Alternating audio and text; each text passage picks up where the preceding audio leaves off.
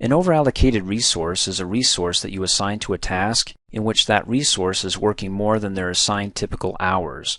Well, what are the resources assigned typical hours? When you create your project calendar and you tie it to your project here, you can define, as you recall, in that training video, of what the typical days are going to be, and mine were 8-hour days. So anytime I assign a task to a resource, by default it's going to assign them at 100% in units, which is 8 hours. Unless, of course, I decrease their units from 100%, as you see here next to this task, to half of that, 50%, or 4 hours for the writer and 4 hours for the editor. So if I increase that from 50% and I go to 100, I'm back to 8 hours. And if I go from 100 to 200, I'm now at 16 hours, in which case I go 8 hours beyond the typical hours of an 8-hour day. So that resource would be overallocated. Now, as you recall in the Creating Resource Calendar training video, every time you create a resource, a corresponding calendar is going to be created. So for my administrative assistant, as you recall, I modified that resource's calendar. So no longer, when I modified it, is it tied to the project calendar's defaults. I now have my own. And I said that the administrative assistant is not a typical 8-hour working day person. They're part-time. They're 4 hours a day. So when I assign the administrative assistant to any task, because I modified that resource's calendar for part-time, their 100% is 4 hours, not 8 like everybody else.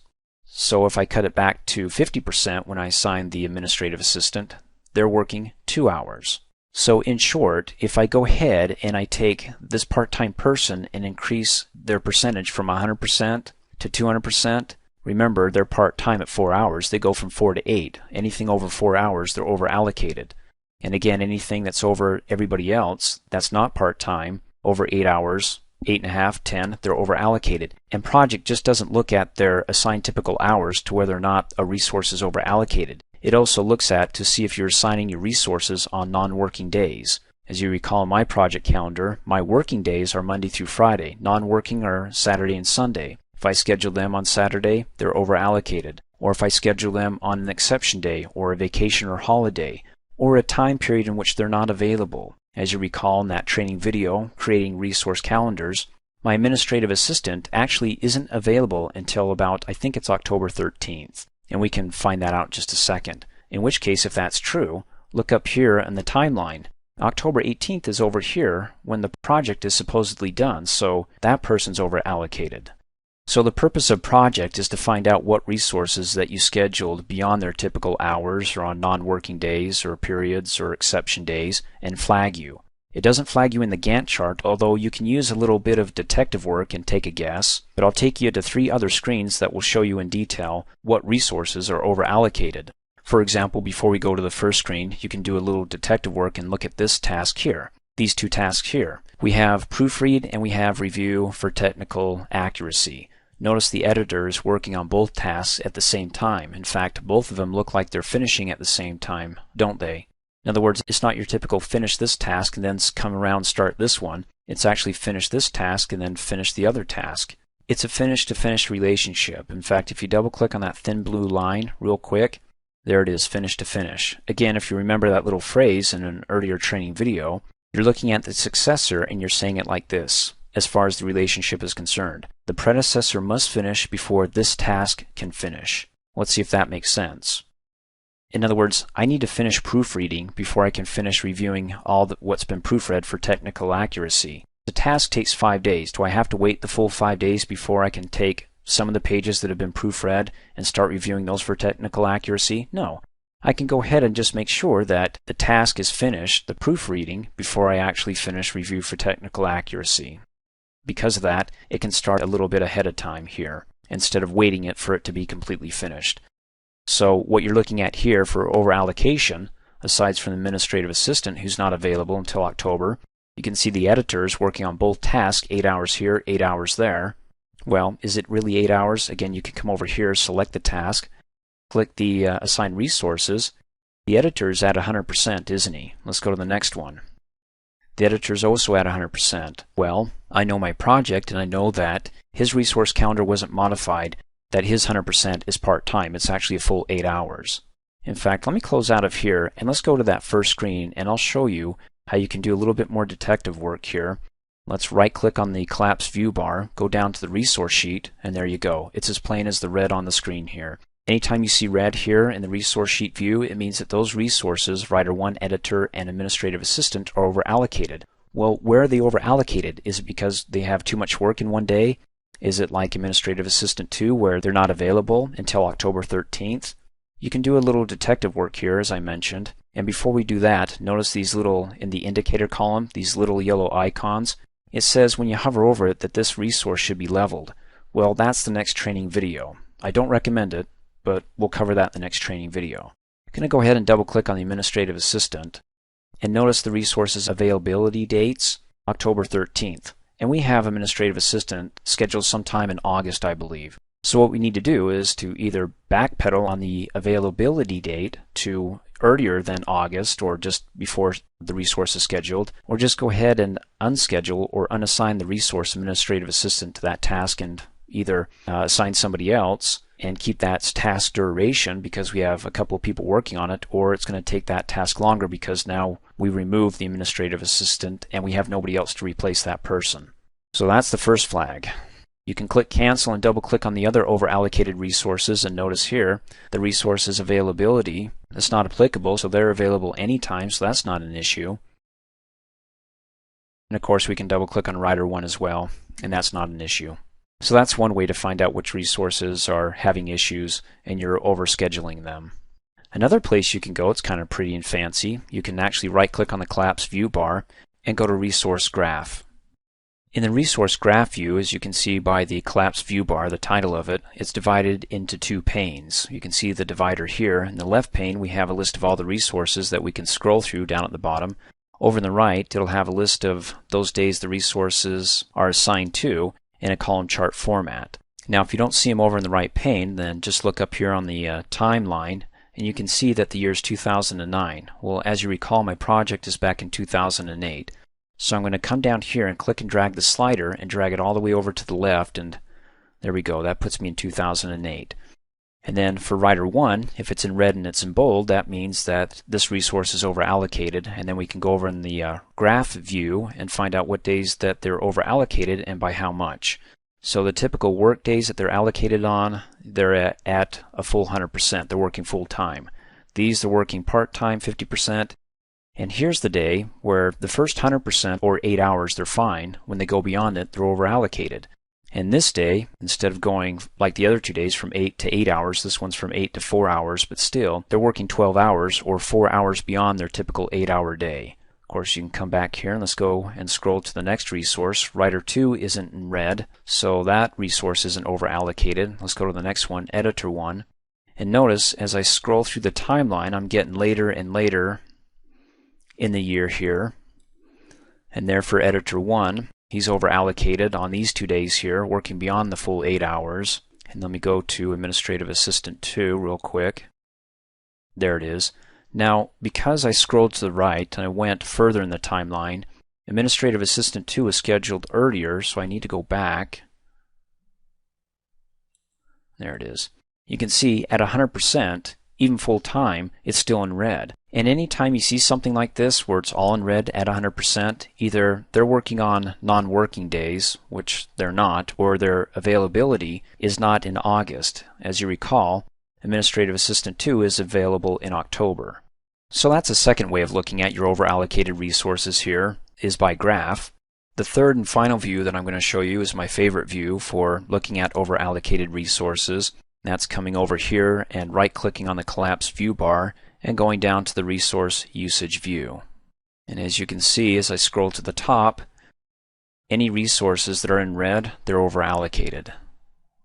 There's the Administrative Assistant, Editor, and Writer.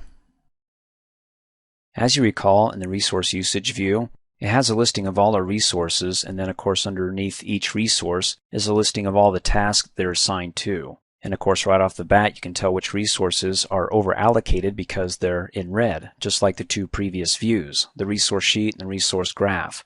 There's Writer, Editor, and of course the third one, the Administrative Assistant. I'm going to scroll back up here.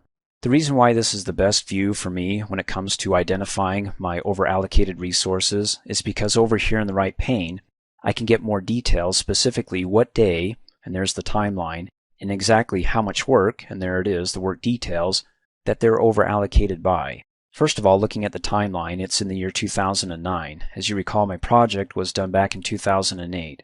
So I need to go back. Come down here on the horizontal scroll bar. I'm going to click and drag the slider all the way back to 2008, and there we go. And then to find the days that are over allocated, all I have to do is scroll to the right or go ahead in the timeline by several days until I see red. So for example, the writer here has a summary of 16 hours that's broken across 2 tasks down below. The search internal documentation and then create an outline. And you can see it's over allocated, or he's working on the same task for 2 days, Friday and Monday. And then the same task here, but a different task on Tuesday of next week, of the following week.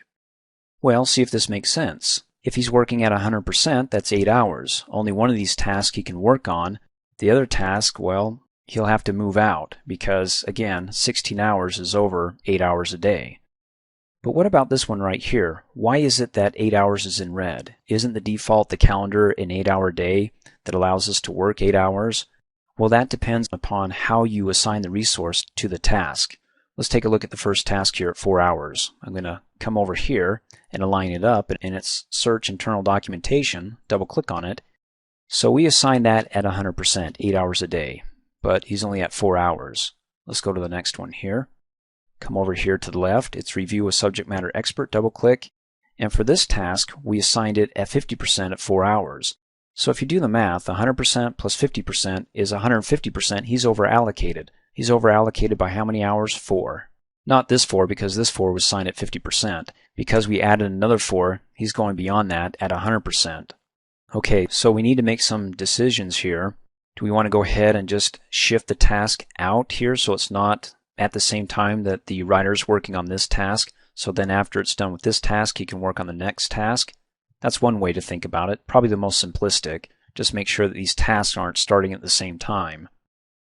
Then we can go ahead and continue scrolling over to the right until we get to the next set of red numbers, or to make it faster, to go right to the next over allocation, come up here and right click on any one of these toolbars till you get this menu, and then select Resource Management. Once you bring up the Resource Management toolbar, it's the third button from the left.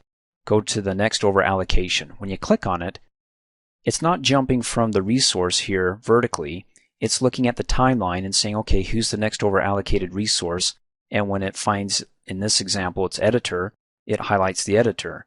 And then when it goes to the next day, let's say it was the writer, it would jump up to the writer. So it's by timeline, not by up and down by resource. Okay. So there we go, 16 hours, and then we keep clicking on it until we get to the end of it where there's no more over allocations. Now what we missed by doing that, because we already passed up part of the timeline, was the administrative assistant. So I'm going to go ahead and scroll back here, and there it is. The admin, well, what's interesting here is that they're over allocated not only on the summary of the day or of the task that they're working on down below, there's the admin and then there's the task, but also the task itself. What that tells me is that when I have both of them in red, especially the task there, more to the point the task, it tells me that that resource shouldn't be working that day, Monday, or maybe shouldn't be working at all or is not available in August. As you recall, let me double click on the administrative assistant resource. The admin's availability date is October 13th, so we're here in August. That person isn't available. So we need to go ahead and unassign them or change the availability date and to include all of August here, or at least up starting on August, let's see, Monday, August 11th. So of the 3 views that I showed you, all of them have their own purposes, but they're all the same to let you know which resources are over allocated or you're working them on days that they shouldn't be or going beyond the hours that they should be working for that day. I'm going to go ahead and scroll back up to the top here. And as a side note, if you want to stick with me for a few more minutes, I want you to also know that you can actually manipulate the numbers here to get your resources not over allocated. For example, I'm going to go ahead and scroll back just a little bit. We're looking at the search internal documentation, and he's working on it, the writer that is, for 3 days. He's also working on this other task. Well, what if we said don't work on this task here? Go ahead and type in 0 and hit enter. Well, it's no longer over allocated because he's not working 16 hours. That's nice, but some changes are happening. For example, he went from 20 hours down to 12. The task, let's say, still takes 20 hours to complete for him. Well, that's something you want to take into consideration. In addition, it's cutting back on the duration as well. So if the duration is 4 days, it's going to come back on the duration, assuming that since you're cutting back on the hours, the duration isn't going to be as long. Is that going to work on that task? If not, then you'll probably want to increase the duration or increase the hours. Either by saying, okay, I removed him from here, let me go over here, and let's go out to, let's say, Thursday the 14th. Let's skip a day to the 14th and type in his 8 hours there to complete the task. Notice how it goes through 0 here and it skips to 8. The task duration is going to be started on Friday, the first day here. And why? Well, we have another resource that's working on that same task as well. And you're working all these days, and what you're doing is you're skipping a day and stretching the task out till Thursday. So the duration is saying that there's no work on this day, but you're skipping it out. When in fact you could actually type the 8 here and be done with it on Wednesday the 13th if you chose to do so. So you're just moving the number here back a date or to another date. So you're looking at the whole range here, and this task range is still starting on Friday and going out until Thursday of the following week. Now, how many days is that working hours? 8 times 1, 2, 3, 4, 5 is 40 hours. But of those days, the duration is going to be 5 days. You're only working, well, there's 8 plus 8 is 16 plus 4 is 20. So you got your 20 hours in, but you've kind of flaked through the 5 days when you could have put those 20 hours in about 2.5 days instead of stretching it out to 5 days. So keep that in mind and know that you can move those hours around if necessary. If that's a little bit too confusing or you don't feel comfortable with it yet, that's okay. This is something to ponder or consider later on when you become a little bit more comfortable with the project. And so if you want to check this out for search internal documentation, let me right-click on the collapse view bar, go back to the Gantt chart. So to oversimplify it, instead of having the writers working on 2 tasks that start practically at the same time, you may want to have this task start later than have that writer work on it, because you can see after this task is finished, it starts right to this task and that task at the same time. So go ahead and move those around accordingly. Thanks for watching. Hey, as a quick reminder, if you like my video, please give it a thumbs up. You can also click on me and subscribe to my channel, get notified of the latest videos, and for only $2 a month, you can have access to all my Microsoft Office training videos.